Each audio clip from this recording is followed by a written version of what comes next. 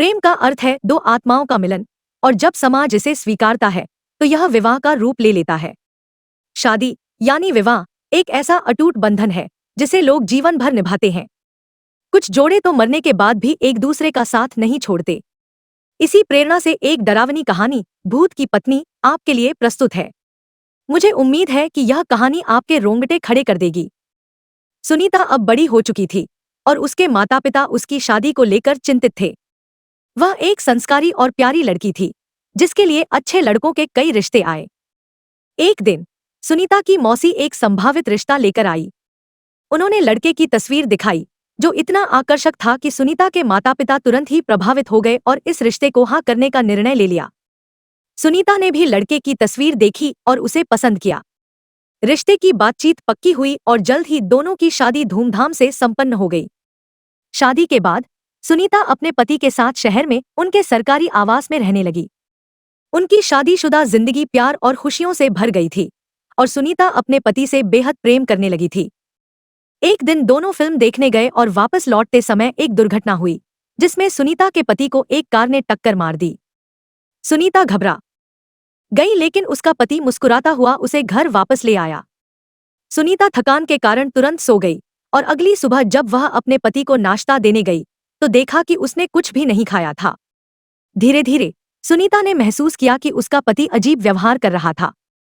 कुछ दिन बाद उसी कंपनी का चौकीदार सुनीता के घर आया और पूछा कि उसके पति 2 दिनों से ऑफिस क्यों नहीं आ रहे। सुनीता चौंक गई क्योंकि उसका पति तो रोजाना ऑफिस के लिए निकलता था। चौकीदार के जाने के बाद सुनीता के मन में शंका जागी, पर उसने इसे नजरअंदाज कर दिया। कुछ दिनों बाद जब चौकीदार दोबारा आया और सुनीता से उसके पति के बारे में पूछने लगा तो सुनीता ने उसे अंदर बुलाकर दिखाने की कोशिश की, लेकिन चौकीदार को उसके पति का कोई निशान नहीं दिखा। वह हैरान था और सुनीता को भ्रमित समझकर चला गया। बात फैल गई और जल्द ही कंपनी से सुनीता को घर खाली करने का नोटिस आ गया। सुनीता ने अपने पति से पूछा कि आखिर क्यों ऐसा हो रहा है, लेकिन वह टालमटोल करता रहा। सुनीता के पति ने उसे एक पुराने बंद पड़े घर में चलकर रहने को कहा और सुनीता अपने पति के साथ वहां जाकर बस गई। कुछ दिनों बाद सुनीता के सास ससुर शहर आए। वह उन्हें स्टेशन से ले आई, लेकिन जब उन्होंने अपने बेटे के बारे में पूछा तो वह कहती रही कि वह काम से बाहर गया है। उस रात सुनीता को उल्टियां आने लगी और उसकी सास ने खुशखबरी सुनाते हुए कहा कि वह मां बनने वाली है। इस बात को बताने के लिए सुनीता अपने पति का इंतजार करती रही, लेकिन वह नहीं आया। कई दिनों के बाद पुलिस में उसके पति की गुमशुदगी की रिपोर्ट लिखवाई गई। पुलिस ने जांच के दौरान सुनीता को एक भयानक सच्चाई बताई। उसके पति की 3 महीने पहले एक कार दुर्घटना में मृत्यु हो चुकी थी। सुनीता इस बात को मानने को तैयार नहीं थी क्योंकि वह इतने समय से अपने पति के साथ रह रही थी और अब गर्भवती भी थी। पुलिस ने बच्चे का डीएनए टेस्ट करवाया और उसकी रिपोर्ट ने सबको हिलाकर रख दिया। बच्चा इंसानी था, पर उसका विकास तेजी से हो रहा था। 4 महीने का होते हुए भी वह 8 महीने के बच्चे जितना विकसित था। डॉक्टर भी चौंक गए कि इतने कम समय में इतनी तेजी से विकास कैसे संभव है। सुनीता ने जल्द ही एक अनोखे बच्चे को जन्म दिया जिसके लाल आंखें और पहले से निकले हुए दांत थे। इस विचित्र बच्चे को देखकर डॉक्टरों ने यकीन किया कि सुनीता का पति अब इंसान नहीं था, बल्कि एक आत्मा बन चुका था। अब सुनीता का सामना एक अजीब सच्चाई से हो चुका था। वह एक भूत की पत्नी थी। अपने बच्चे और सास ससुर के साथ सुनीता ने गांव लौटने का निर्णय लिया। वहीं अपने मृत पति की यादों और अपने अनोखे बच्चे के साथ उसने अपना जीवन बिताना शुरू किया। इस अद्भुत कहानी का पहला भाग यहाँ समाप्त होता है, परंतु सुनीता और उसके अनोखे बच्चे की रहस्यमयी जिंदगी की कहानी आगे और भी अनोखे मोड़ लेगी। गांव लौटने के बाद सुनीता ने अपने जीवन को शांतिपूर्वक जीने की ठानी। उसका बच्चा, जिसे वह बेहद प्यार करती थी, हर दिन कुछ नया और अजीब करके उसे हैरान कर देता था। जैसे जैसे बच्चा बड़ा होता गया, उसकी विचित्रताओं का पता भी चलने लगा। वह आम बच्चों से अलग था। बचपन से ही उसमें एक असामान्य शक्ति थी। उसके चारों ओर अजीब घटनाएं होने लगी। रात के समय जब वह सोता तो चीजें अपने आप हिलने लगतीं। घर के बर्तन खुद ब खुद खड़खड़ाने लगते और कभी कभी बच्चा ऐसे बातें करता मानो किसी ने उसे सिखाया हो। एक रात जब सुनीता सो रही थी, उसने एक आवाज सुनी जो उसके पति की तरह लग रही थी। उसे आवाज अपने बच्चे के कमरे से आती सुनाई दी। जब वह घबराते हुए बच्चे के कमरे में गई तो देखा कि बच्चा जाग रहा था और उसकी आंखें तेज लाल चमक रही थी। बच्चे की आवाज में एक भारीपन था और उसने सुनीता से कहा, माँ, क्या तुम मुझसे डरती हो?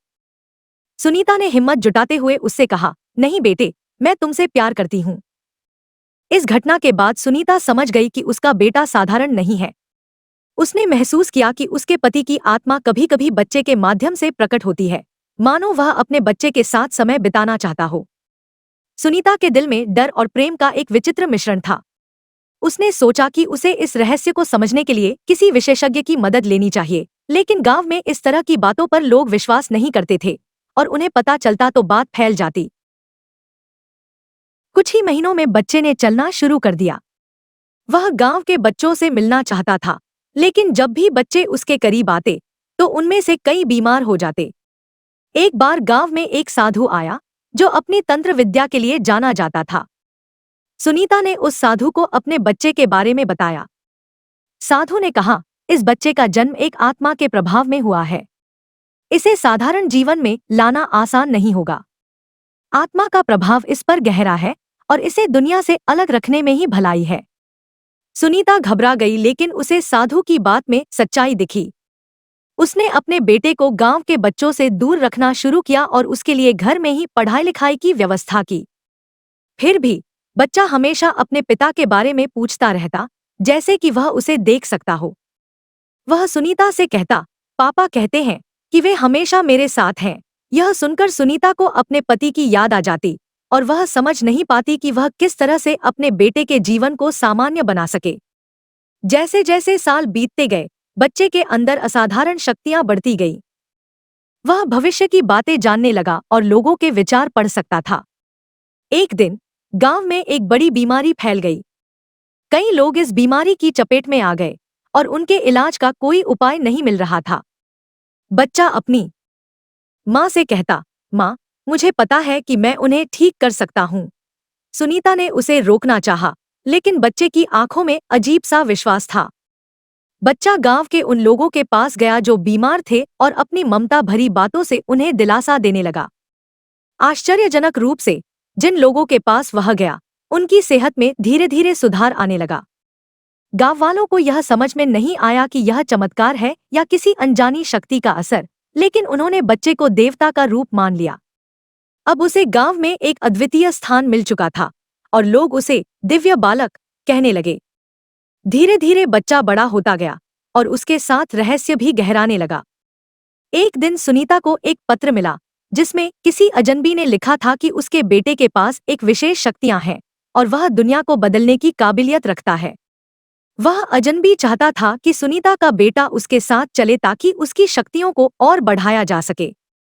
सुनीता डर गई कि उसके बेटे की जिंदगी में नया खतरा पैदा हो गया है। उसने निर्णय लिया कि वह अपने बेटे को किसी भी कीमत पर बचाएगी। सुनीता और उसका बेटा अब एक अनजान यात्रा पर निकल पड़े ताकि वे इस दुनिया के बुरे इरादों से दूर रहें। उनके सामने चुनौतियों से भरा रास्ता था, लेकिन सुनीता के दिल में अपने बेटे के लिए असीम प्यार और उसके भविष्य के लिए दृढ़ विश्वास था। यह कहानी आगे और भी रहस्य और मोड़ लाएगी, जहां सुनीता अपने बेटे के अद्भुत और खतरनाक जीवन की रक्षा के लिए हर संघर्ष करेगी। दोस्तों, आपको हमारी आज की ये कहानी कैसे लगी, हमें कमेंट करके जरूर बताएं। अगर कहानी अच्छी लगी तो वीडियो को लाइक करें और अपने दोस्तों के साथ भी शेयर करें। मिलते हैं अगली वीडियो में एक नई कहानी के साथ। धन्यवाद।